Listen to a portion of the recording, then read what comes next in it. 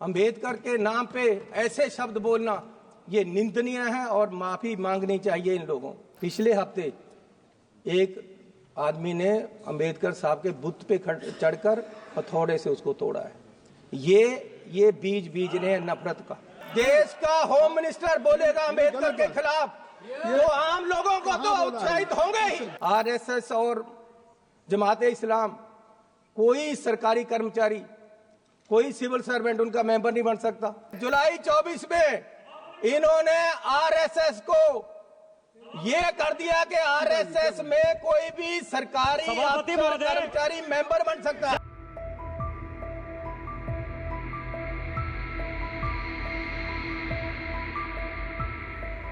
माननीय चेयरमैन साहब, पिछले सेशन में माननीय होम मिनिस्टर साहब ने कहा कि ये लोग अंबेडकर करते हैं।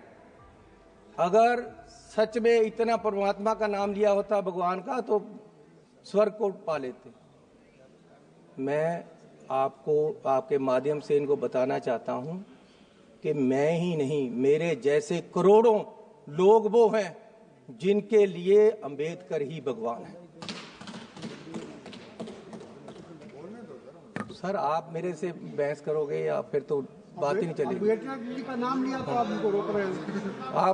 आप भी रोक रहे हो अंबेडकर को बोलने से, क्या कैसे चलेगा? अंबेडकर वो है जिसने मेरे जैसे करोड़ों नौजवानों को खड़ा किया है, देश को आरक्षण देकर गरीबों को ऊपर उठाया है, जिसने औरतों की वकालत की है। अंबेडकर के नाम पे ऐसे शब्द बोलना ये निंदनीय है और माफी मांगनी चाहिए इन लोगों। और इससे उत्साहित होकर पंजाब में पिछले हफ्ते एक आदमी ने अंबेडकर साहब के बुत पे चढ़कर हथौड़े से उसको तोड़ा है। ये बीज ने नफरत का।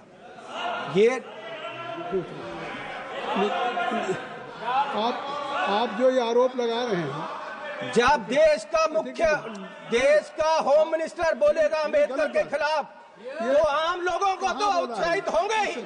आम लोग क्यों नहीं बोलेंगे? जब आपका सबका सिपा सलार ही बोल रहा है तो आम लोगों का क्या हाल होगा? आप अंबेडकर के ही नहीं, अंबेडकर को संविधान के भी दुश्मन हो। सदस्य जी, 1 मिनट रुक जाइए। आप ना अंबेडकर को चाहते हो। 115 chairman sir, Bharatiya Janata party की फैक्ट फाइंडिंग कमेटी माननीय सदस्य ब्रिजलाल जी के नेतृत्व में गई और अंबेडकर जी की प्रतिमा को नुकसान कांग्रेस के कार्यकर्ता और आम आदमी पार्टी ने किया है। ये अपनी गलती छुपाने के लिए हमारे ऊपर आरोप लगा रहे हैं। सर, फैक्ट फाइंडिंग कमेटी बनानी है तो ये बनाओ कि देश का होम मिनिस्टर अब वो आप बात क्यों गलत बोला अंबेडकर साहब के लिए, ये बताओ ना। आप और अपनी बात करें। सर, मैं यह बात ही कर रहा हूं, आज तक माफी नहीं मांगा।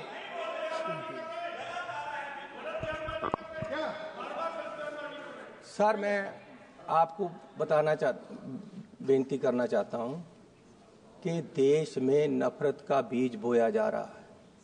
दलितों को दबाने के लिए, मिनॉरिटी को दबाने के लिए, हर वर्ग को, किसानों को, किसान वहां अंबाला में धरने पे बैठे हैं, मरण वर्त में बैठे हैं, कोई सुनवाई नहीं। अब कह रहे जी आप 14 तारीख जब सेशन खत्म हो जाएगा उसके बाद आना। वादा कर गए हैं, वो 5वें रोज का किसी से सुन लिया होगा, दिन में 4 दिन की है। किसानों के साथ हर जगह नफरत का बीज बोया जा रहा है। लेकिन मैं एक बात कह देना चाहता हूं कि ये आने वाली किताबों में लिखा जाएगा। ये आने वाली किताबों में लिखा जाएगा कि आपने राज किया और देश में नफरत फैलाई। माननीय चेयरमैन साहब, अब वादे देखो, कहते जी काला धन वापस लेकर आएंगे। सर, हमारे पंजाब के ट्रांसपोर्टर 1914 में बहुत सारे कलकत्ता चले गए कि बंदरगाह पे काला धन आएगा, हमें काम मिलेगा। आज तक कोई काला धन नहीं आया। फिर कहते हैं जी 15 लाख रुपए अकाउंट में आएंगे, आज तक कुछ नहीं आया। सर, अब बिहार के लिए बड़े बड़े अनाउंसमेंट कर दिए, यहां देना है कुछ। 2015 में बिहार के इलेक्शन थे, प्रधानमंत्री जी वहां गए। अब प्रधानमंत्री जी का बोलने का लहजा तो आपको पता ही है, उससे ऊपर कुछ नहीं है। जिस तरीके से वो व्याख्या कर सकते हैं, लेक्चर कर सकते हैं, लोगों को जचा सकते हैं कोई बात, उससे ऊपर कुछ नहीं। वहां ऐसे खड़े हो गए और बोला कि आज ही पैकेज अनाउंस कर दूं क्या? बिहार के लोगों को बोल रहे रैली में। मुझे पता है 50,000 करोड़ से कुछ नहीं होगा, 60,000 कर दूं, अरे 70,000 कर दूं, 80,000 कर दूं, 90,000 कर दूं, 1.25 करोड़ रुपया आपको मिलेगा।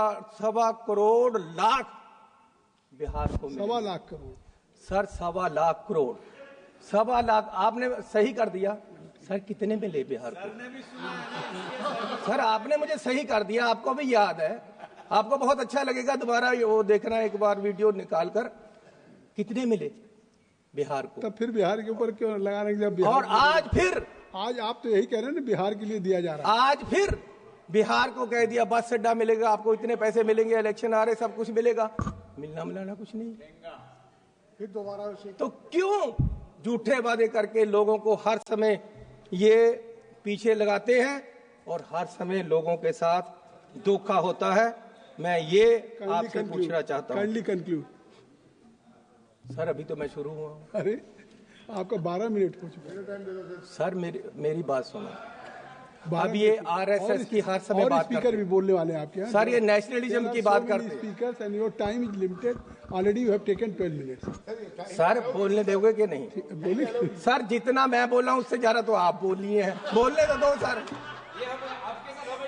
सर बोलने दोगे कि नहीं मुझे? अब जब भी मैं बोलता हूँ आप जैसे महानुभाव को यहाँ लगा दिया जाता है, वो मुझे बोलने ही नहीं देते। ऐसा नहीं, आप तो मेरे वेल विशर हो ये कह रहे हैं। ये इस पर नहीं करेंगे। अरे अब वो खड़े हो गए हैं। अरे गांव तो बसने दो, तभी मांगते आएंगे ना यार। अभी पानी आया नहीं, मौजे खोल भी लिए आपने, बोलने तो दो मुझे।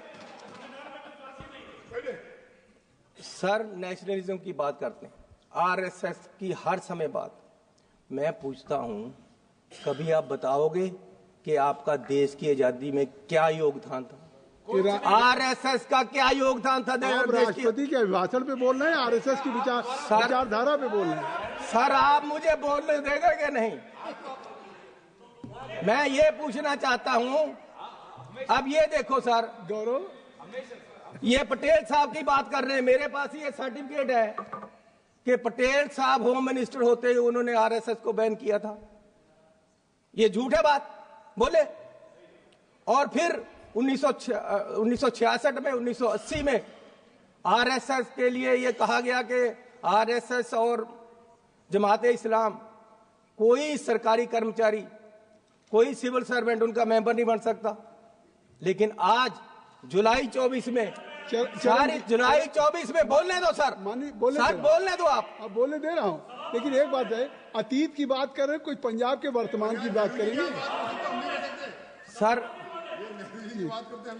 सर अब 24 में, जुलाई 24 में इन्होंने आरएसएस को ये कर दिया कि आरएसएस में कोई भी सरकारी कर्मचारी मेंबर बन सकता है। जब नेहरू जी देश के प्रधानमंत्री थे, 62 के चाइना युद्ध के बाद 1963 में इंडिया गेट पर परेड में राष्ट्रीय स्वयंसेवक संघ को नेहरू जी ने शामिल कराया। ये नेहरू जी को गाली दें, ये नेहरू जी के नीतियों को गाली दें।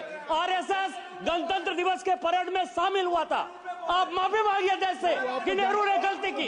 ये आरएसएस शामिल हुआ, सर्टिफिकेट है, ये मेरे पास नोटिफिकेशन है, नोटिफिकेशन है सर के जानकारी दे रहे हैं। आरएसएस जानकारी दिया सर। बोलने नहीं देना तो आपकी मर्जी है। नहीं, मैं आपको बोलने दे रहा हूँ, लेकिन आप कंक्लूड करिए ना। आरएसएस का मेरे पास नोटिफिकेशन है कि आरएसएस को कहा गया था कि आप कभी भी राष्ट्रपति का सरकारी कर्मचारियों को अभिभाषण होता है, सरकार पे बोलिए सर। पंजाब अब की ये सरकार, अब वकालत तो आप ही कर रहे हो सारी उनकी सर। अब आप कह रहे राष्ट्रपति का नोटिफिकेशन होता है, सरकार करवाती है। जो भी राष्ट्रपति करते हैं, पहले काउंसिल ऑफ मिनिस्टर से पास होकर जाता है। आपका 15 मिनट हो गया। ला, आप बोलने नहीं देना, 15 मिनट हो गया। सर अभी 24 में आरएसएस को ये किया गया कि कोई भी सिविल सर्वेंट उनका मेंबर बन सकता है। But there are other speakers also from your party. How so there is a time na. Already he has taken for 15 minutes. He was giving only sir 15 minute से 12 minute तो आप ही बोल रहे हो। क्या करोगे आप? ये चन्नी पे पहले से लगा देते हो, आपके बोलना नहीं देना। तो सर मैं आपको निवेदन करूं कि मैं कह रहा था कि जुलाई 24 में सरकार ने ये कर दिया है कि आरएसएस का कोई भी अफसर, देश का कोई भी कर्मचारी आरएसएस का मेंबर बन सकता है, जो पहले नोटिस। आपकी बात हो गई, बहुत बहुत धन्यवाद। लो सर, श्री पप्पू यादव जी, श्री पप्पू यादव जी। सर मुझे और स्पीकर नहीं बोल पाएंगे। आपका समय जो है, अगर इनको बोलने नहीं तो फिर और आगे के जो स्पीकर आपके नहीं बोल पाएंगे। There are number. I think आप 1 मिनट और मुझे अपनी बात कंक्लूड करिए। मुझे 2 मिनट दो। नहीं, अच्छा चलिए 1 मिनट। हेलो, अब 1 मिनट पे आ गए। सर पिछली बार यहाँ एक मेंबर साहब बोल रहे थे, जिनको इस बार मंत्री ने बनाया, कौन है वो, ठाकुर साहब। तो वो उन्होंने महाभारत छेड़ ली। मुझे सचमुच लगा जैसे धृतराष्ट्र के हस्तिनापुर के दरबार में दुर्योधन खड़ा होकर बोल रहा। सर उन्होंने, जैसे दुर्योधन ने उस समय पांडवों पे, अर्जुन पे क्वेश्चन उठाया था कि जी इनकी जात और जन्म के बारे में, उन्होंने राहुल गांधी की वो ही उठाया। सर ये करोगे आप? ये चलेगा? ये देश में होगा? बहुत धन्यवाद। श्री पप्पू यादव, श्री पप्पू यादव जी हो गए। श्री पप्पू तो देश में नफरत फैलाने का काम आज ये लोग कर रहे हैं, और देश की अखंड एकता और अखंडता को इन लोगों से खतरा है। आज तक हिंदुओं को कभी खतरा नहीं हुआ 70 साल में, जब से ये सरकार आई है। धन्यवाद श्री पप्पू यादव जी।